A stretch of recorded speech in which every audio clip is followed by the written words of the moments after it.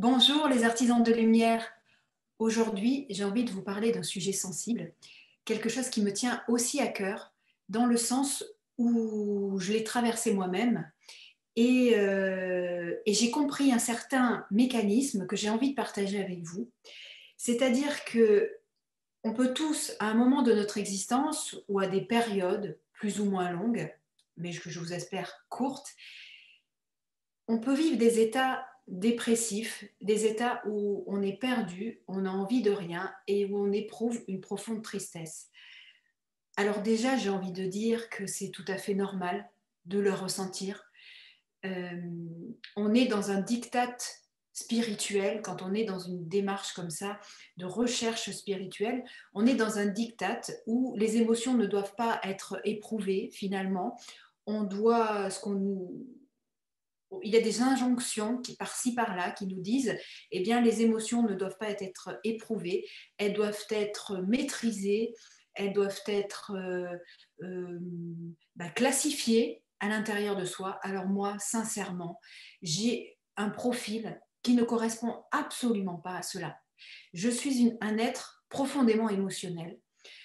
Profondément, je peux traverser des colères, je peux traverser de la tristesse, je peux traverser des grandes joies. Et ça fait partie de ma constitution. Je ne peux pas faire autrement. J'ai essayé, on va dire que j'ai éprouvé ce chemin, mais pour moi, c'est impossible. Pour moi, maîtriser des émotions, eh bien, j'ai même pu le dire dans certaines vidéos, maîtriser des émotions, pour moi, c'est quelque chose qui doit d'abord être éprouvée et ensuite qui doit être comprise. Mais en aucun cas, elle ne doit être, si j'ai utilisé ce terme, elle ne doit être mise sous cloche. L'émotion doit être éprouvée et ça me paraît essentiel. Donc revenons-en à cet état de tristesse et de dépression que vous pouvez sans doute parfois ressentir des moments vraiment difficiles de votre existence. Et aujourd'hui, on vit dans une période également où c'est une dépression générale, une dépression collective à laquelle on est en train d'assister et de prendre parti et d'en être nous-mêmes les acteurs. Eh bien, en fait, moi, ce que j'ai envie de vous dire, c'est que la tristesse, la joie font le jeu de la dualité, donc c'est quelque chose de normal. Et lorsque l'on éprouve cette sensation de tristesse profonde, lorsque l'on est ébranlé à l'intérieur, lorsque l'on est secoué, il y a quelque chose à ne jamais perdre de vue. Et ça, c'est extrêmement important. C'est ce qu'on appelle la présence, le ici et maintenant. Mais je vais vous l'expliquer avec mes mots à moi. Euh, Comment moi je peux le verbaliser, peut-être que ça va vous aider et je l'espère. En fait, lorsqu'un chaos naît, lorsqu'il y a un chaos, c'est-à-dire qu'à l'intérieur de nous, on va ressentir de la tristesse, on va ressentir du désarroi, eh bien sachez ce qui se passe véritablement. Vous imaginez un arbre avec des branches, vous êtes cet arbre, vous êtes ces branches, et il y a un vent, le vent des émotions, qui vient vous traverser. Vous avez quelque chose qui vient vous secouer. Et c'est ce que vous ressentez. Vous vous sentez secoué par vos émotions. Mais sachez que ce vent n'est pas anodin. Parce qu'en lui, et pour cela, il faut observer la nature. C'est-à-dire que quand il y a du vent, comment vous avez les abeilles pollinisatrices, pardon, et vous avez aussi le vent qui pollinise. Et donc, imaginez ce vent qui vient ébranler vos branches, mais qui est aussi porteuse de graines et qui vient semer de nouvelles graines autour de vous. Eh bien, c'est cela. Imaginez que quand vous êtes dans cette émotion-là, c'est parce qu'il y a quelque chose qui est en germination à l'intérieur de vous. Moi, je l'ai très bien expérimenté en attendant mes enfants dans le premier trimestre de ma grossesse, et je pense ne pas être la seule, avoir ressenti un grand chaos à l'intérieur de moi. Quelque chose qui me secouait dans tous les sens et je ne savais pas où donner de la tête et j'avais beaucoup d'émotions qui sortaient, beaucoup de choses. Pourquoi? Parce qu'il y a de nouvelles, il y a de nouvelles donnes qui arrivent à l'intérieur du corps. Il y a cet enfant qui va naître et, et forcément, ça crée du chaos. Au niveau biologique, on peut aussi le remarquer. Lorsqu'un corps, lorsqu'il y a une fonction qui n'est plus... bon, je ne suis pas biologiste, mais ce que je peux expliquer, c'est que lorsque la fonction n'est plus nécessaire, elle s'effondre. Et lorsqu'elle s'effondre, il y a autre chose qui naît. Et lorsque cette autre chose se met en place, cela crée une instabilité à l'intérieur du corps. Eh bien, c'est exactement ça que l'on éprouve au niveau émotionnel. C'est-à-dire que l'on va euh, être ébranlé par cette nouveauté qui arrive, par ce vent nouveau qui vient inséminer, qui vient disperser ses graines pour que les choses émergent. Et quand vous regardez votre existence, je suis certaine que les crises ont permis de vous surpasser et de donner vie à autre chose, ou du moins à améliorer certaines choses. Donc, lorsque l'on éprouve un état dépressif, un état de tristesse profonde, eh bien, à l'intérieur de soi, il faut garder cette présence qui se réjouit en disant, il y a autre chose qui naît. Je sais que ce n'est pas facile et que quand on est pris dans l'émotion, c'est compliqué. Et pour pouvoir sentir cette présence et cette germination qui est en train de se mettre en route, eh bien, il y a un maître d'ordre et je pense que ça, c'est indispensable, c'est déjà de s'isoler. Lorsqu'on ressent de la tristesse, de l'émotion, quelque chose de violent à l'intérieur de soi, eh bien la première chose à faire, c'est de s'isoler et d'aller contacter ce petit être, cette petite graine qui va germer. Mais pour entendre ce qui va germer, il faut vraiment être à l'extérieur de l'existence, j'ai envie de dire. Vraiment être dans une recherche de présence, et une présence profonde. Et ça, si vous êtes dans des problèmes, par exemple, et que vous commencez à téléphoner à votre copine ou à votre amie, j'ai ça comme problème, j'y arrive pas, en fait, vous allez être perdu. Parce que la véritable chose qui se passe en vous, c'est que vous avez quelque chose qui naît. Et pour qu'elle puisse naître, il vous faut du repos, il vous faut de l'écoute, il vous faut de la présence, mais une écoute profonde intérieure.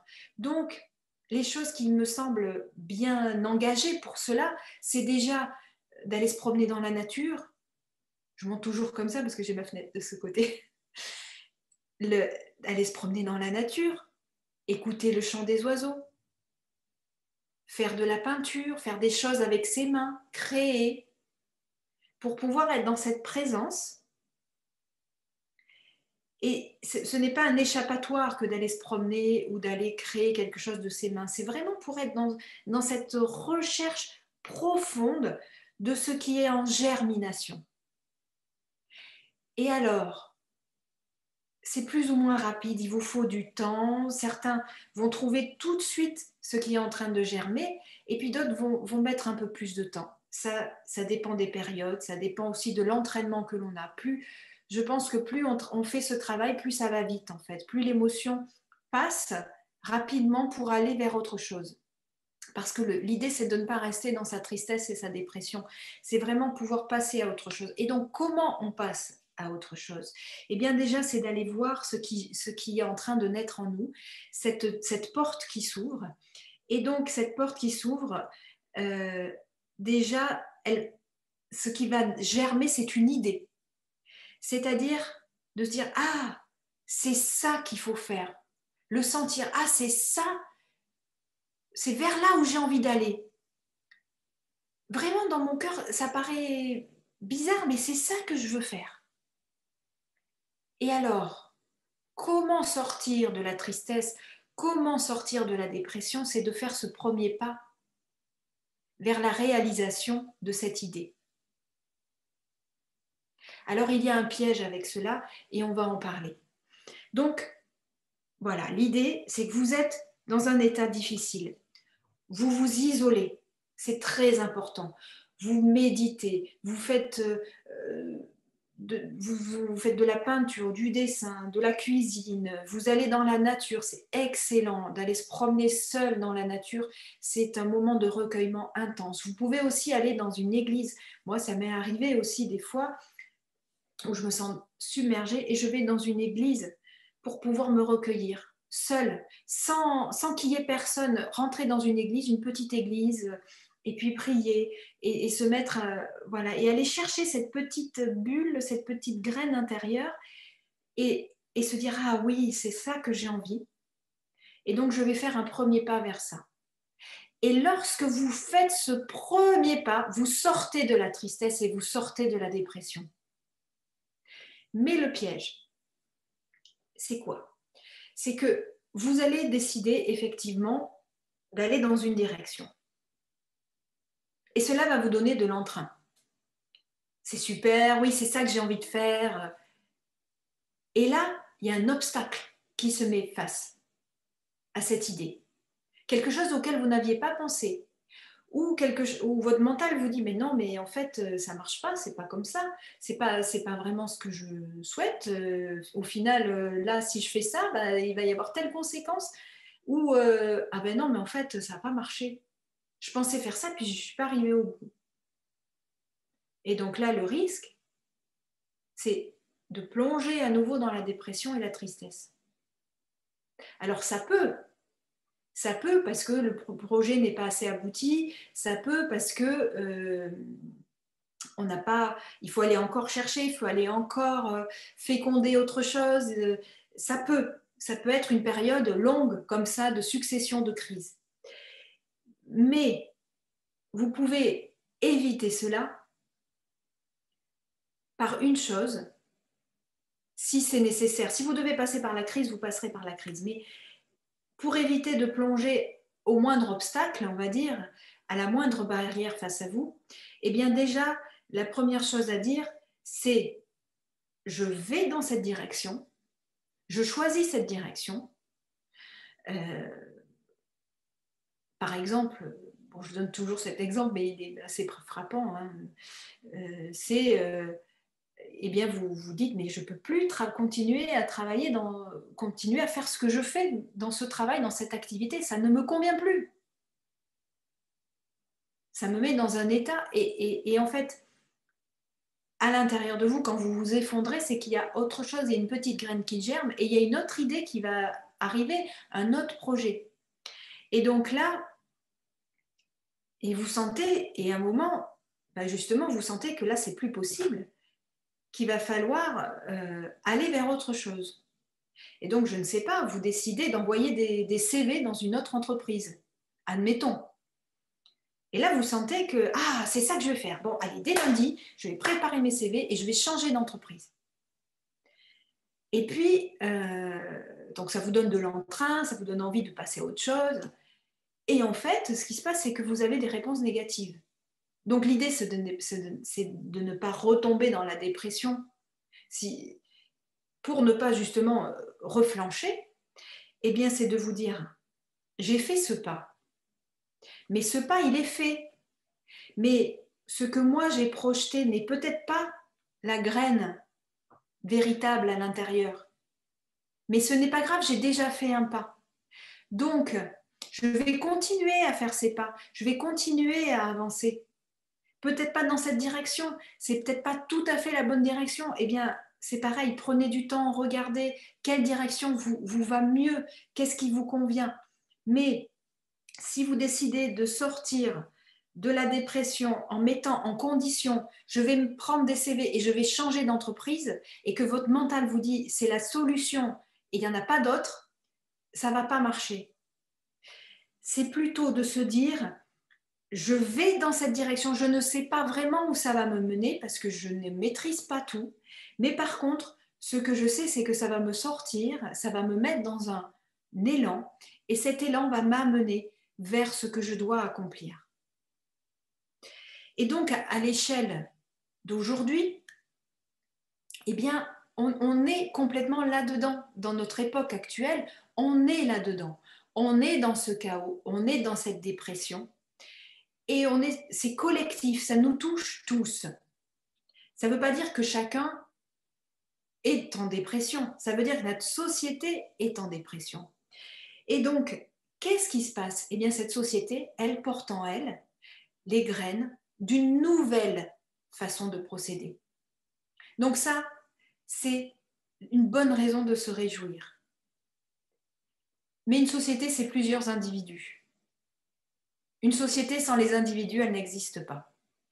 Donc c'est à nous collectivement d'aller regarder quelles sont ces petites graines qui sont en germination, d'aller les observer, d'où la nécessité de prendre du recul, la nécessité d'être seul, et en ça, le fait d'être en confinement peut être positif, ou en semi-confinement, ou pas forcément avec des interactions sociales, ça peut être positif dans ce sens-là. Je ne dis pas que c'est extrêmement positif dans tous les sens, je dis que pour ça, c'est bien, parce que ça permet de regarder qu'est-ce qui est en germination, qu'est-ce qui va se mettre en place. Et c'est à nous, acteurs de cette société, d'aller voir, d'aller observer et d'aller mettre en route ce nouveau paradigme. On ne sait pas exactement où on va. On peut écouter tous les médiums de la Terre, on peut écouter tous les grands visionnaires, on n'en sait rien. Vous pouvez écouter toutes les vidéos YouTube. Il y a tellement de contradictions et tellement de choses. On peut vous donner des dates, on peut vous donner... les extraterrestres vont arriver, j'en sais rien. Je ne sais pas. En même temps, c'est se raccrocher. Si vous vous raccrochez, par exemple, à une idée que les extraterrestres vont arriver, vous risquez d'être fortement déçu. En revanche, si vous vous dites, eh bien, il y a autre chose qui peut se passer, des choses inattendues, eh bien, moi, je vais mettre en place quelque chose pour que des choses inattendues se passent, que je ne sais pas, que l'esprit se manifeste dans la matière. Eh bien, je vais faire en sorte que ça arrive. Mais je ne sais pas, moi, je fais des pas, mais j'avance un peu comme un funambule. Je ne sais pas exactement où je vais, mais je sais qu'il faut faire ce premier pas. Le problème, actuellement, c'est que on attend le Messie, on attend le Sauveur, on attend la personne qui va nous dire, eh ben, c'est là qu'il faut aller parce que c'est là où on va. Mais en fait, personne n'en sait rien. C'est nous qui construisons. On sait seulement qu'il y a de nouvelles graines qui ont été semées, que ces graines, c'est à nous, on a notre libre arbitre, c'est à nous d'en faire quelque chose, c'est à nous de le faire à notre manière, à notre façon de voir les choses et d'être. Et donc, ça veut dire quoi? Ça veut dire que c'est au quotidien, ça veut dire que c'est ici et maintenant et pas dans 6 mois. C'est chacun doit faire, à mon sens, aller regarder ce qui est en germination et d'aller faire en sorte que ça pousse. Et ça peut être collectif, et c'est forcément collectif d'ailleurs. Ça peut être individuel dans cette recherche, mais c'est une co-construction. Mais là, on en est aux graines, on en est vraiment aux prémices. Donc, il n'y a pas d'affolement. C'est normal tout ce qui se passe.